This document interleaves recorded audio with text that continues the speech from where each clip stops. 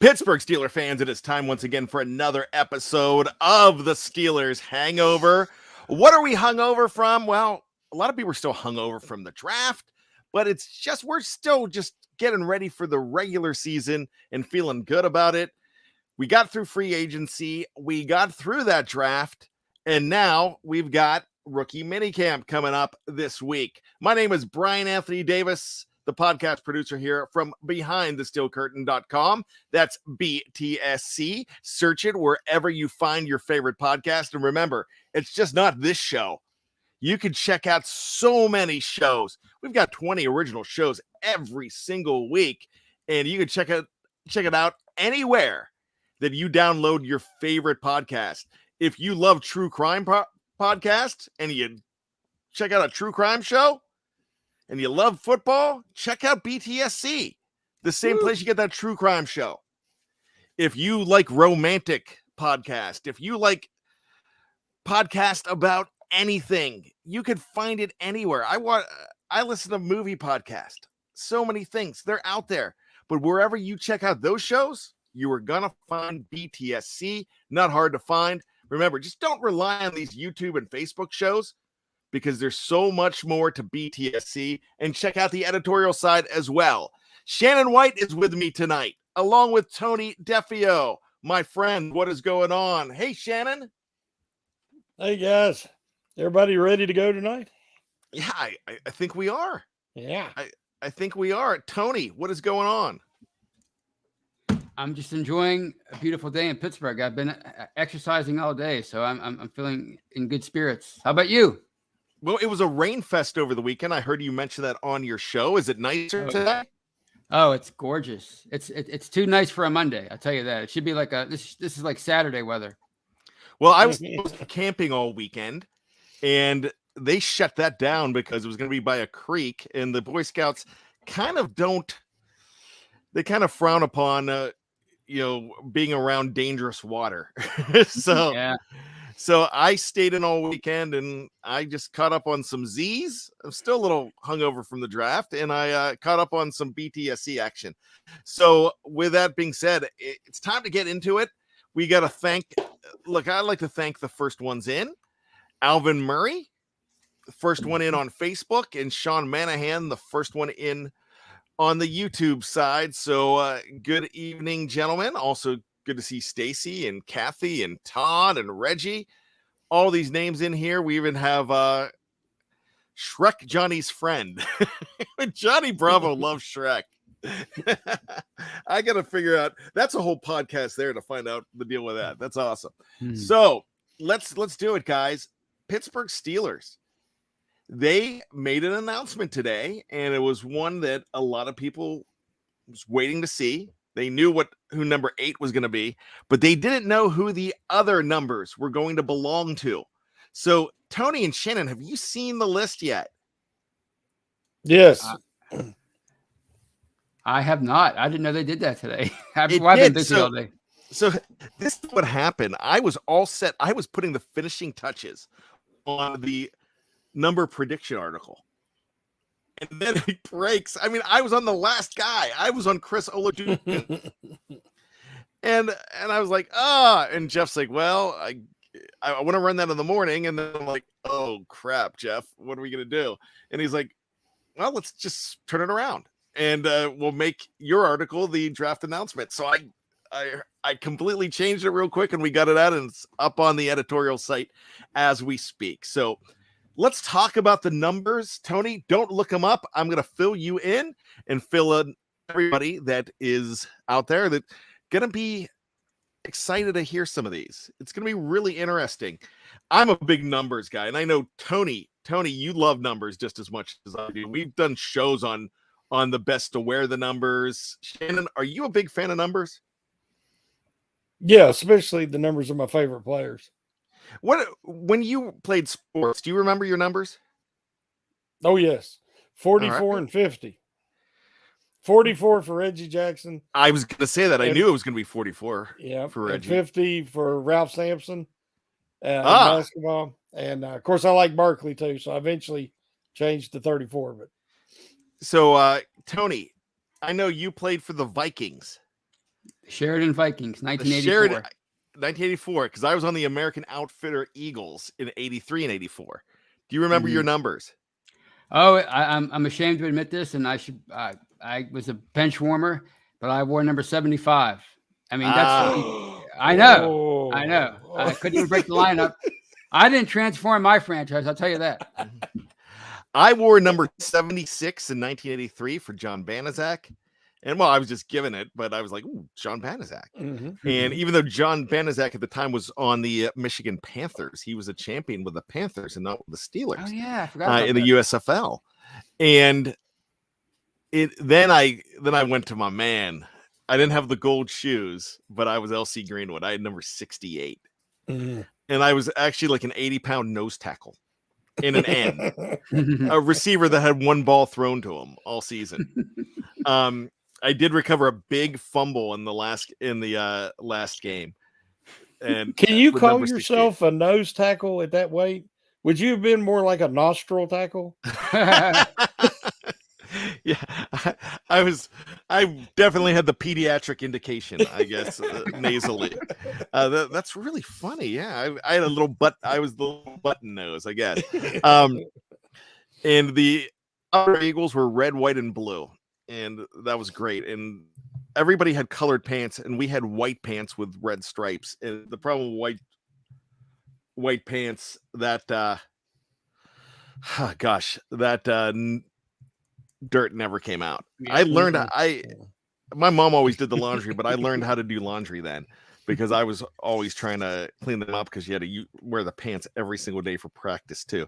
So what we're looking at is, I can tell you my baseball numbers, but I don't want to bore you by telling you 36, 1, 2, and 13.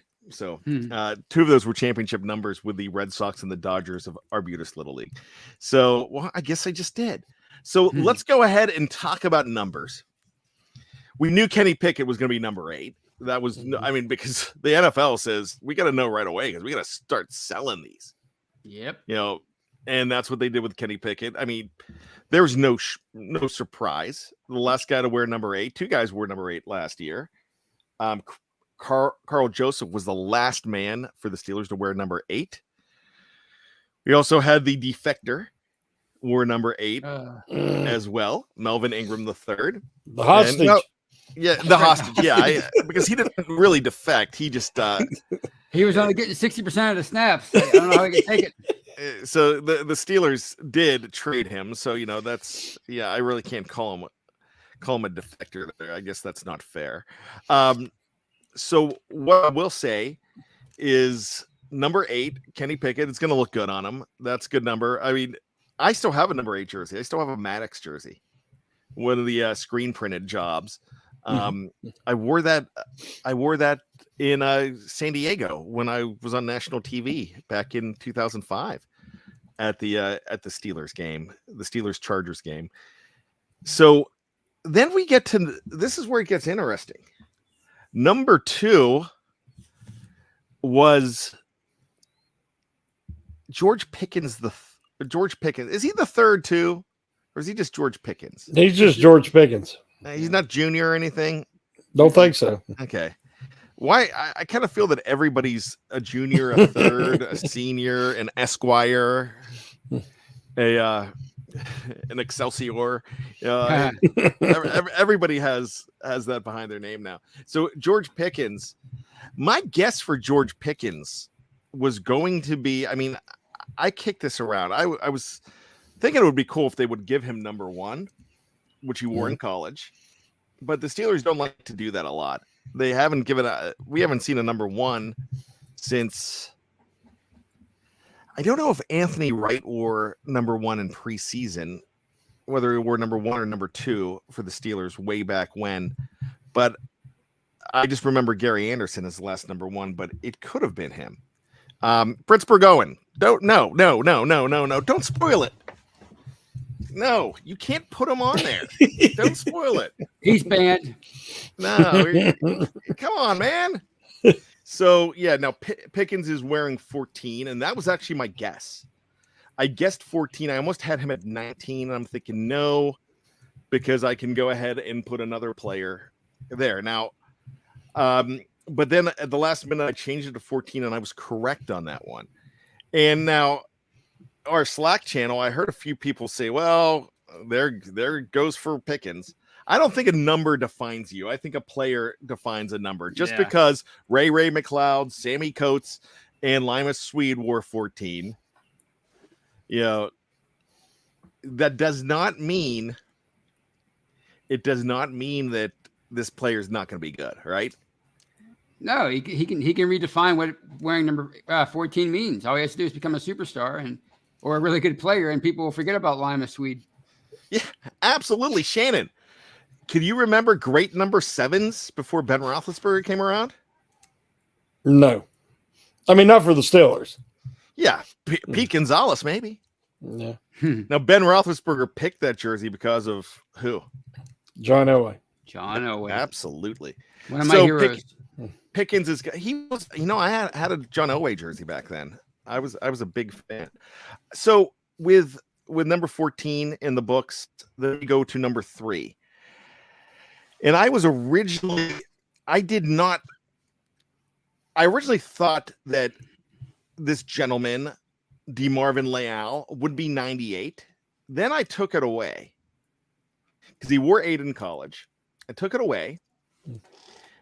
And the reason I took it away is because I'm thinking, wow, we've got Mark Robinson, and there's not a lot of numbers, not a lot of good inside linebacker numbers, because you're not going to give it an inside linebacker a 60 or a 70 number. You don't. Mm-hmm. And because there's just not a lot of numbers out there. So what I decided to do there, I decided to say, okay, instead of 98 makes sense because DeMarvin Leal reminds me of Vince Williams. You know what I mean? Just of that aggressive guy. It doesn't remind me of Casey Hampton, who wore it best. We've had some good 98s. Gerald Williams is another one of them. Yeah. So we've had some good 98s. But I think DeMarvin Leal that works. I gave him, I think I gave him 79. And I was wrong. So that one I was definitely wrong on. Here's another one I was wrong on. Calvin Austin III. He wore number 4. You know who wears number 4 right now for the Pittsburgh Steelers? Oh, is it the punter? It's a kicker. Punter? It's a kicker. Boswell's 9, right? Yeah, Boswell's 9. Sam Sloman wears number 4.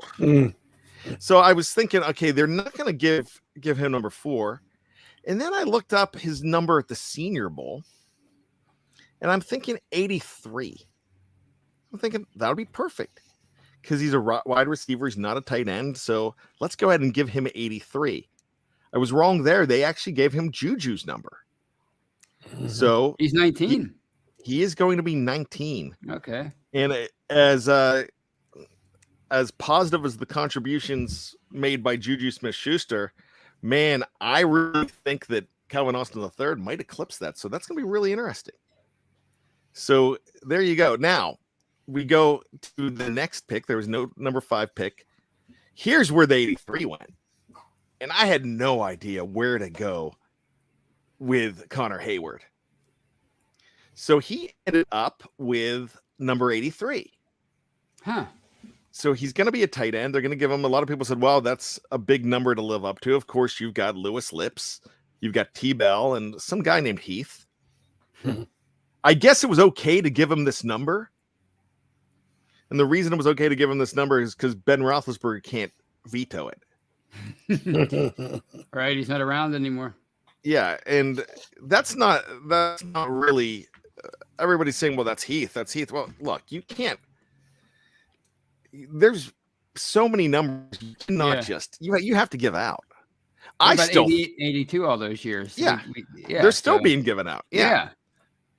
They unless they start going to like 3-digit numbers. I mean, so I was hoping he'd get 34, but Terrell Edmonds has it.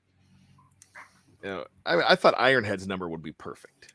Yeah, big bruising guy like that.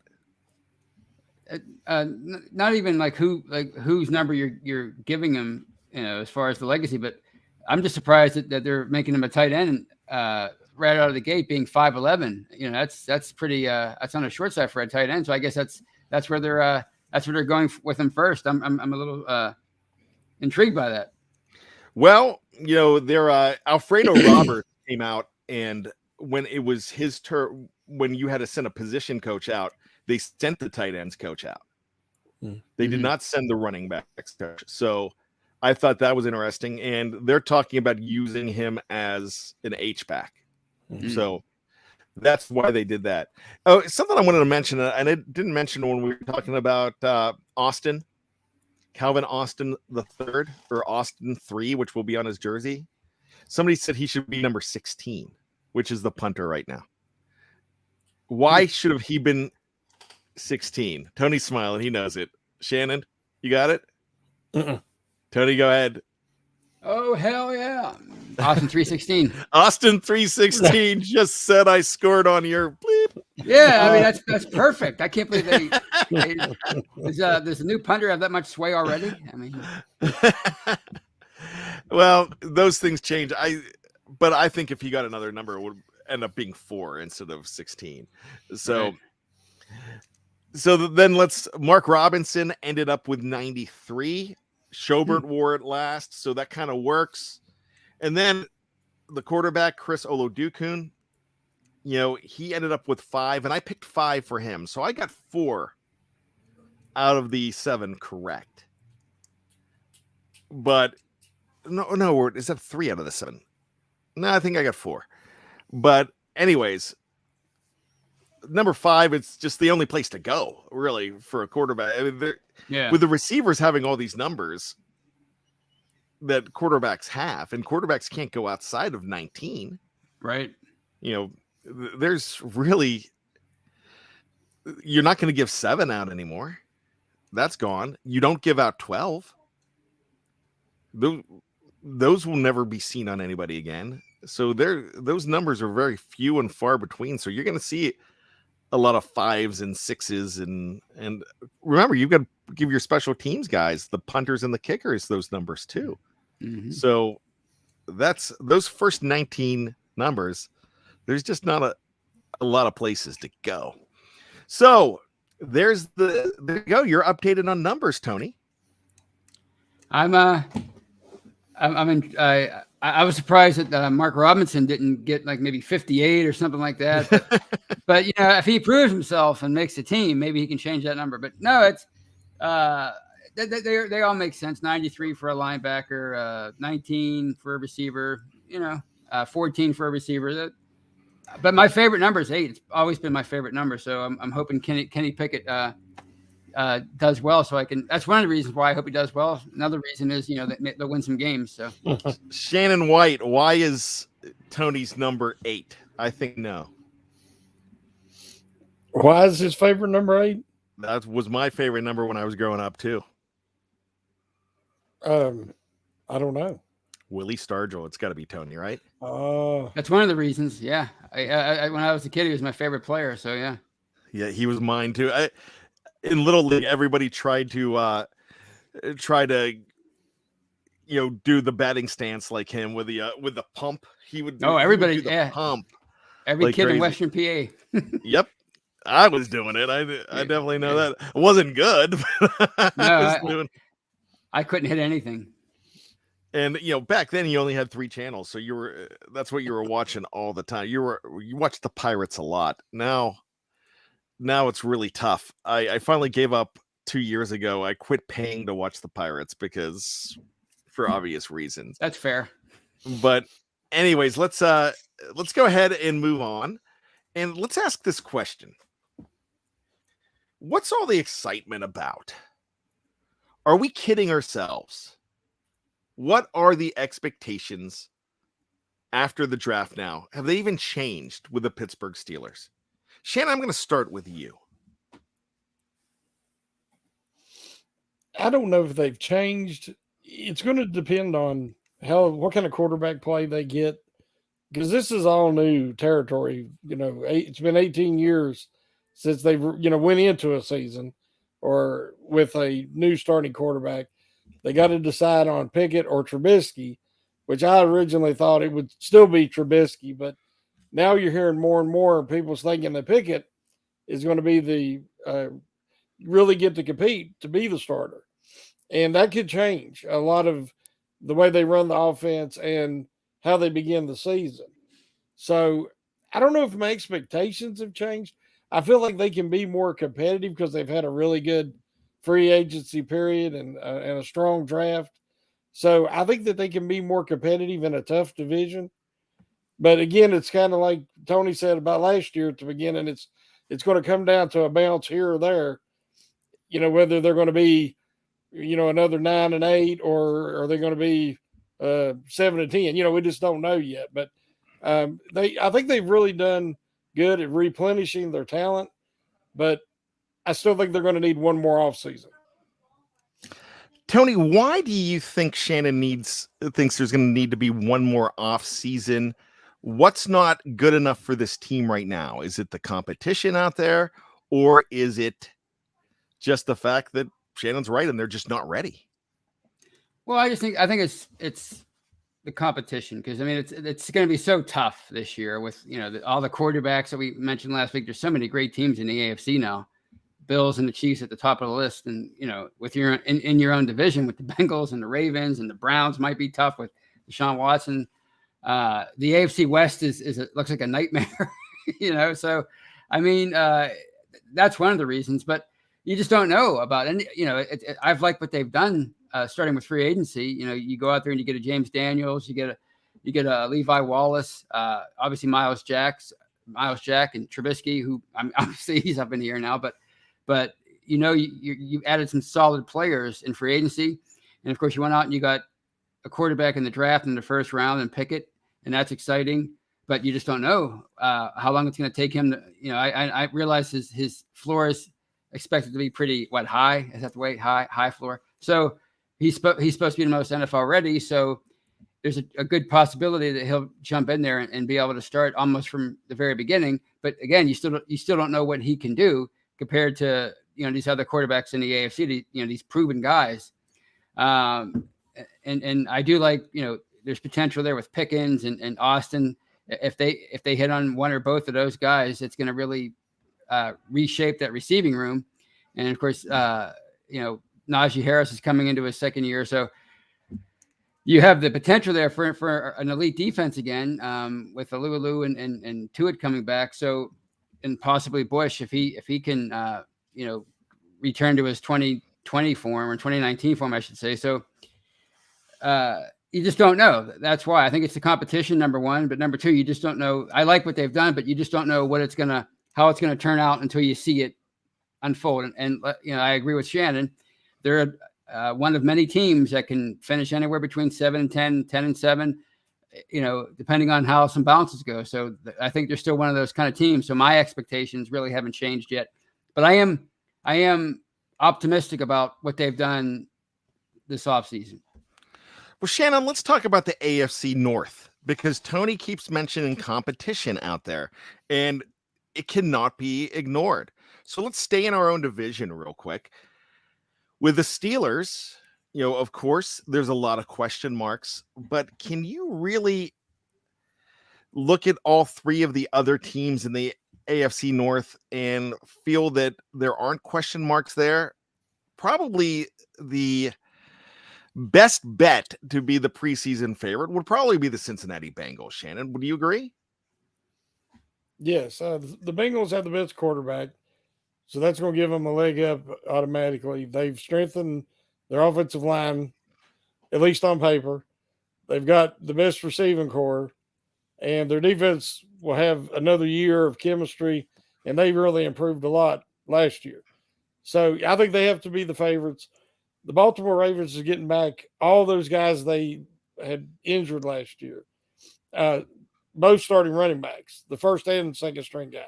So they'll be getting them back, and hopefully a motivated, healthy Lamar Jackson for their sake. So I think that the defensive side is their biggest question mark, and also their offensive line, because they've replaced Villanueva, so that'll be an upgrade.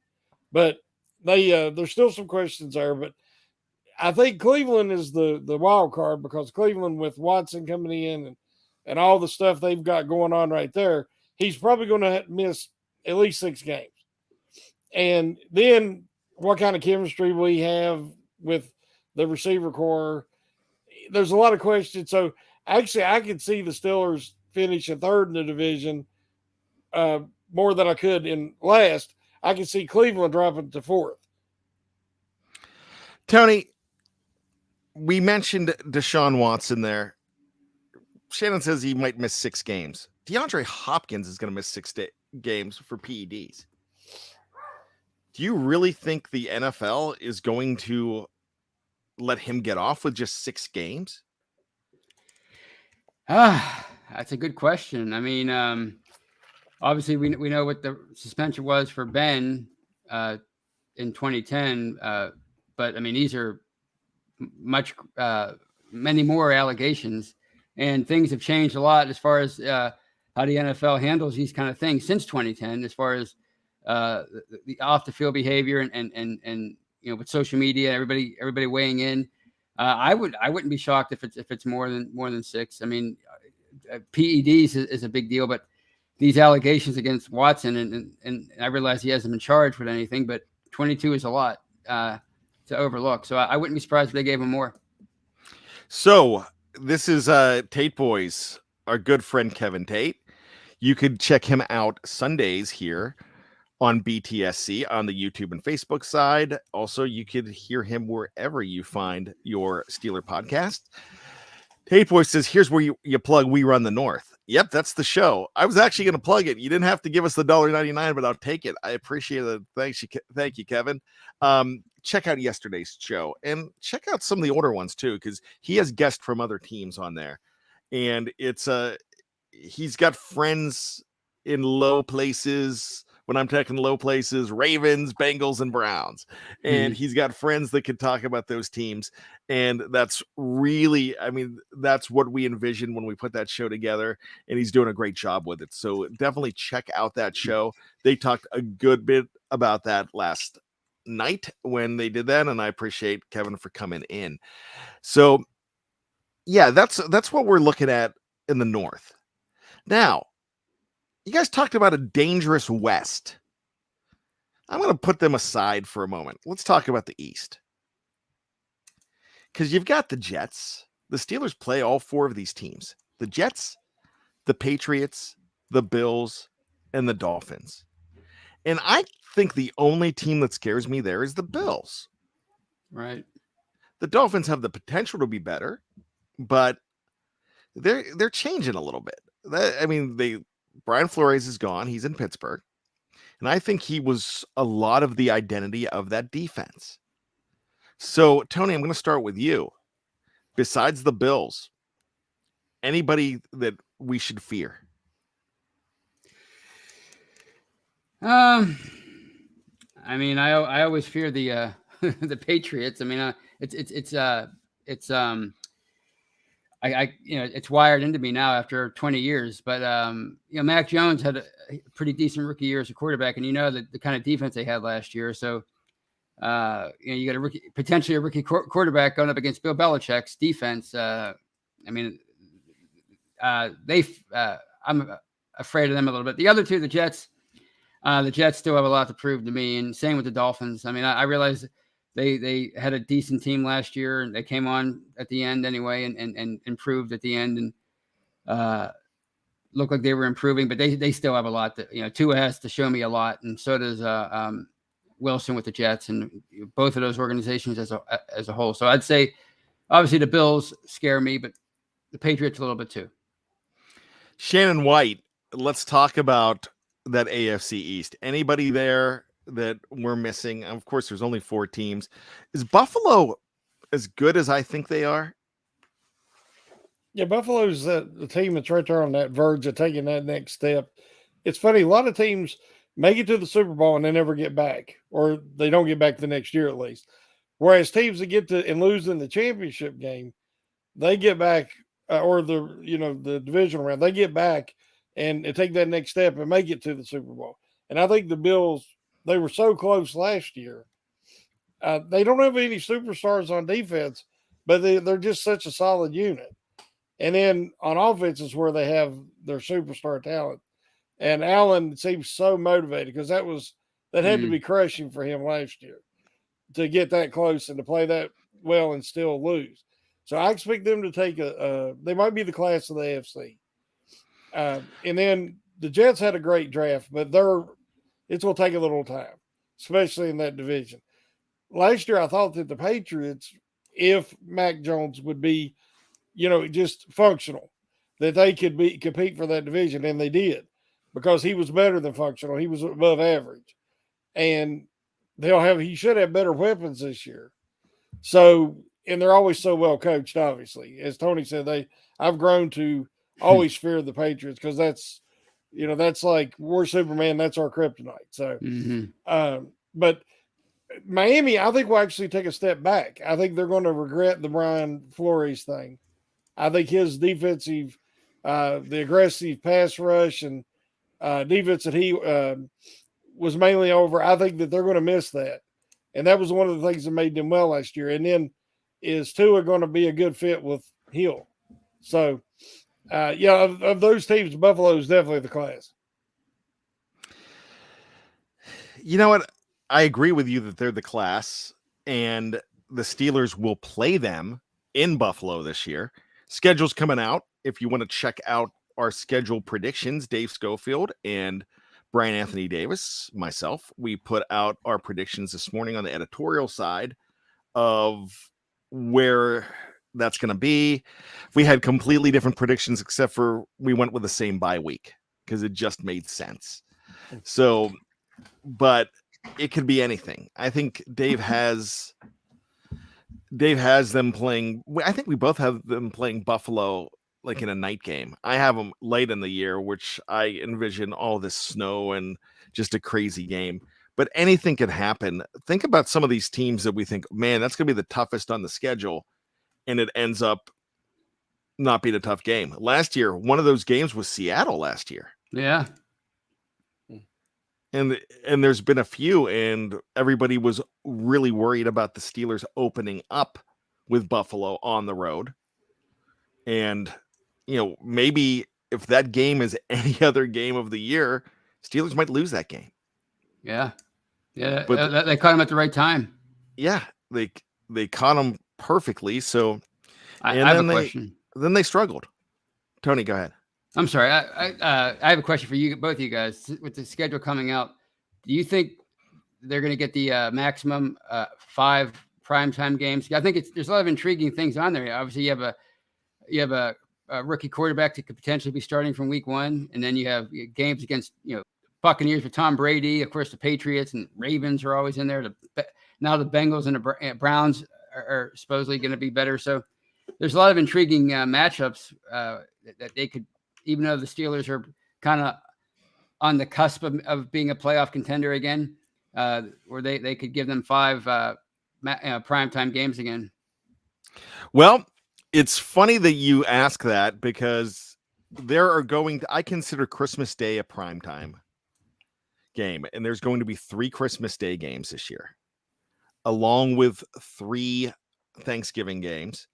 There's going to be, they just announced it today, Monday Night Football for week 2, there's going to be a doubleheader. Ooh. So there's extra games. Now, those games have been announced. It's not going to be the Steelers. But it's Minnesota's one of them. I think maybe San Francisco. Usually it always goes to a West team. So, you have that possibility that because the Steelers are not as highly regarded, that's a possibility. But think about this. They're still the Pittsburgh Steelers. Right. New England's going to get those games too. And New England's not the New England Patriots of the last 20 years either. But they have that name. They're definitely going to get invited because people show up and show out. It's funny. How many times do you see the Steelers flexed out late in the season? Even if it's like you probably really should flex that game out because the Steelers are on the schedule. It's like James Ferrier says, It's a 5-star game because we're in it. Mm-hmm. So I really think that they'll get close to the max. Now, I went a little crazy on my predictions. I gave the Steelers the anti-James Harrison schedule. James Harrison, if he reads my article, he's probably going to come and kick my butt because, James Harrison doesn't like all of these holiday games. Yeah. And I predicted every holiday for the Steelers this year. I predicted Christmas Day. For some reason, I think I picked Christmas Day against the against the Buccaneers at home. I even predicted. I'm probably gonna be. I know I'm gonna be wrong, but it's just like predicting a schedule is really tough to do. If you get 1 or 2 right, then you're like, wow, that's pretty good. I predicted the Ravens and the Steelers on Thanksgiving night to make up for that game 2 years ago that was lost. I predicted Halloween night, which I realized one of the Pittsburgh columnists put this out today, and he's probably right. And I realized that I made a huge mistake on doing this, but I put the Raiders and the Steelers on Halloween night, Monday Night Football. Ooh, that'd be fun. But you can't do that. Not when there's an opportunity to have. There's games on December 23rd this year. Oh. And so it's got to be the Raiders and the Steelers on December 23rd. Shannon, don't you agree? It only makes sense. If they don't do that, their marketing team should be fired because they missed a great opportunity. I didn't think about that when Dave and I didn't think about that when we both put him in there. But with the 50th anniversary of the Immaculate Reception, you gotta put that game there. And John Madden just passed. Yeah. So that would be. I'm thinking that's probably definitely going to happen now. I'd love to change the article, but I didn't. But I couldn't, in good faith, take credit for that. So I was looking at those games, and that is a possibility. But the Steelers have like a middle of the road schedule. I think they're ranked 15th difficulty. Last year they were ranked number 1 in difficulty. We saw them in 2008 ranked number 1 in difficulty and win the Super Bowl. So sometimes that really doesn't matter. A team is going to be better or worse based on things that happen. When you look at any schedule, though, the important part is when you get that team. You get a team early that starts off hot, gets the injury, and then falls off. Like if you would have got the Russell Wilson early, or if you would have got the Cowboys with Dak early, you're hurting. But when you get them later on, when those guys are out, then hey, it's no problem. Right. The one thing that I'm definitely looking forward to see is when they're playing in Philadelphia, because haven't won there since 1965. That is the one that I'm picking this year that they've got to get off the schneid. But is this the team that can do it? Is this the team that can get off the schneid? And I just don't see why not, because here's the big question for all of you. With the guys that they added in free agency, with the guys that they added through the draft, are they a better team than the team that went, what were they, 9-8-1 last year? Or I'm sorry, 9-7-1 last year? Mm-hmm. So Shannon, I'll start with you on that. I was a huge Ben fan. Everybody knows that. But Ben, it was a terrible combination. He was totally immobile. He was a statue playing behind the worst offensive line in the league. Any improvements is going to come from the offensive line. But when you put the improved offensive line with the guys they brought in, and Cole and Daniels, and they're going to a new scheme, a more zone blocking scheme, which hopefully will fit core 4 better. Then you have the mobility factor of Trubisky or Pickett, so that if they was running lanes last year that Ben could have took off, he couldn't. He didn't have the physical ability. So that offense, it's miraculous they made the playoffs because it was terrible. It was a terrible offense, no fun to watch. It was really, really bad. And so they have to be better on offense. If that line can just get to average, Harris will have some lanes. He makes lanes. He drags guys. He breaks tackles. Then you have the quarterbacks that can actually take snap from center, do play action rollouts. And they added Pickens and they added Calvin Austin III. So that offense has to be improved. And with the additions they've made on defense, it should be much, much better on run defense if they could just get a Lulu back and to it, or pick up somebody else that can, help with that run defense. So in a lot of ways, I think they are improved overall, but I just worry about they won so many close games clutch last year, and that was Ben. And that ain't going to be there anymore. So that's my only real concern. And about 2 or 3 glaring weak spots that they still have to address. So, Tony, when we look at the offensive line, like Shannon White mentioned, that they just need to be average.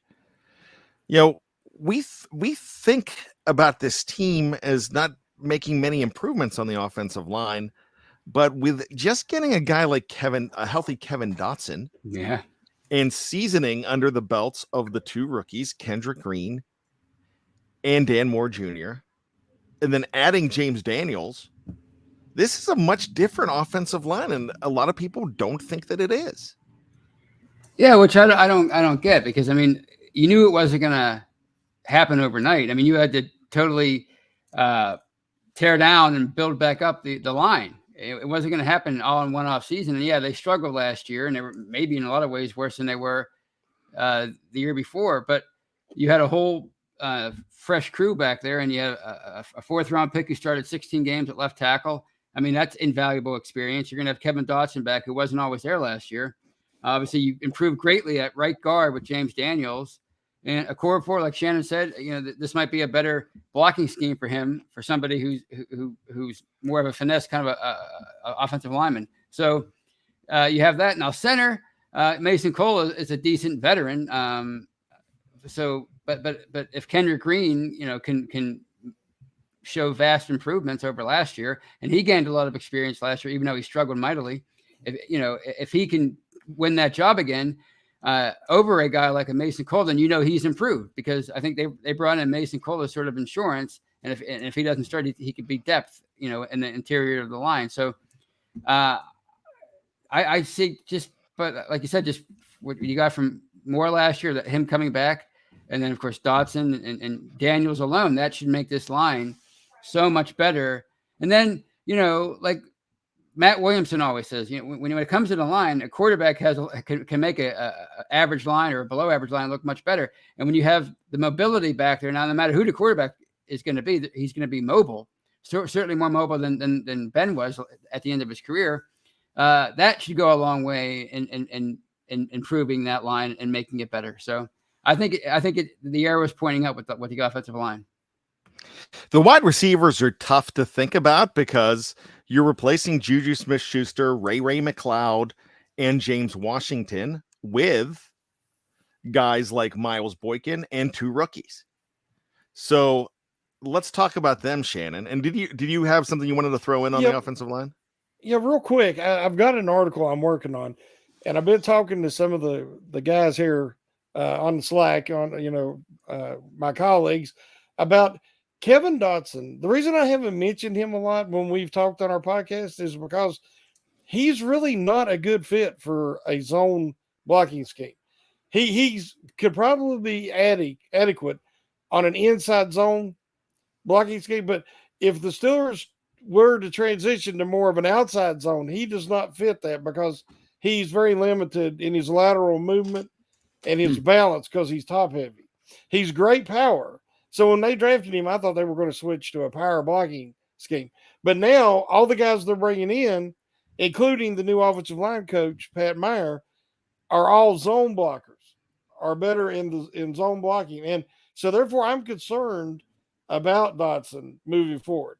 And like I said, I've got an article I'm working on about that very subject. But I don't mention it because just like Green, I'm hoping that they're both going to be a good fit and they're going to take a step forward, but I don't know that yet. So that is a concern. But you was talking about the wide receivers? Yeah, the wide receiver situation, with rookies, you're getting into the unknown and you're bringing in Boykin, but the big question is, how much did you really lose there from last year? In my opinion, of course, Juju, he missed a good bit of action and he showed a lot of heart coming back because he didn't have to at all. And I don't know if it really helped him at all in signing with the Chiefs because I think he could have done that last year. But I think that they have actually gained at the position if you're talking about Washington because he could not get separation. And I wish him well in Dallas. But I think that's always going to be an issue. Juju has had some injury issues, and he mainly come back to play with Ben, but he hasn't been the same player since AB left. And then Ray is really should just been a return guy. So they've definitely upgraded in the slot, regardless of who they use in there. So I think the additions of Pickens and CA3 and Boykin, if he can, develop and give him anything, maybe in the red zone because of his height and leaping ability, then I think they've improved at receiver. And don't forget about Anthony Miller, too. That's a guy who was there last year. So that's 6 guys. Tony, do all 6 of those guys make the Steelers, or is there a wild card like a Rico Bussey or somebody out there? I mean, the potential is there. I don't think they're unless Pickens and Austin the third, unless they really come up short, they're probably going to both make the team. And Johnson and Claypool, so that's 4 right there. Anthony Miller has NFL experience, so I can certainly see him making the team. And Boykin, but then you also signed Gunnar O to be your return specialist. Of course, Austin could have something to say about that now because he's really dynamic in that role. So I don't know. I mean, it's. I definitely think 6 are going to make it, but I don't. As far as the combination, it's hard to say right now because so much of it has to do with specialties, like with special teams, and that's going to play a huge role. I don't think Gunnar O is going to go anywhere because I think he is there to be the punt returner that Austin does not do. And actually, I don't think Austin's a kick returner. I think Austin's a punt returner. Right. So I would almost think that Gunnar O is there to do a certain job. So I don't think that he's going to be a guy that I'm thinking of him more as a special teamer. I mean, he's an all-pro special teamer. So I actually think that there's going to be a spot for him. But good conversation, fellas. Thank you so much. Thanks to everybody in the live chat. I think we missed the live chat here, and I want to go ahead and throw it in there. We lost Britsburg Owens live chat, super chat. We don't live in our fears. We're the Steelers. Well, that's the thing. That's the thing in Western Pennsylvania. There's always a good bit of there's some pessimism here, and I get guilty of it. I live sometimes. My fears all the time. Yeah. That's why he's got 17 deadbolts. Right, exactly. So, hey, Shannon, I got to tell you this before we go. Proof that Tony doesn't read my articles. Tony does not read my articles, and he can't lie and says that he does. You know why? I called Bill Cowher in one of my articles this weekend the second most famous to ever come from Crafton, next to Tony Defio. And Tony did not mention it at all. So I'm hurt. Well, I between podcasts and writing myself, I sometimes I try to catch up on one day, like my Monday, Tuesday, Wednesdays when I usually read everybody's articles. So I'm off those days. So I was going to get to it, and that would have been a nice surprise, but you ruined it. Right. Oh, you're throwing it back on me. Oh. Guys, check out BTSE for all your Pittsburgh Steelers needs. Man, just because the draft's over, don't think that there's going to be nothing. There's not going to be a lull because guess what? Mini camp's coming up. And something always happens in mini camp that could be good. We found a duck a couple years ago and a skipper. Yeah, right. So you never know what's going to happen there. There could be a guy that we're talking about in the fall that comes out of that week too. So we know who the numbers are. The only number that we're concerned with is number 7, and we're not talking Big Ben. We're talking about a 7th Lombardi, and the road starts now. So for Shannon White, for Tony Defio, my name is Brian Anthony Davis, and just when you think you've got all the answers, we keep changing the questions. Shannon White. Keep your feet on the ground. Keep reaching for the hypocycloids. The Hangover crew out.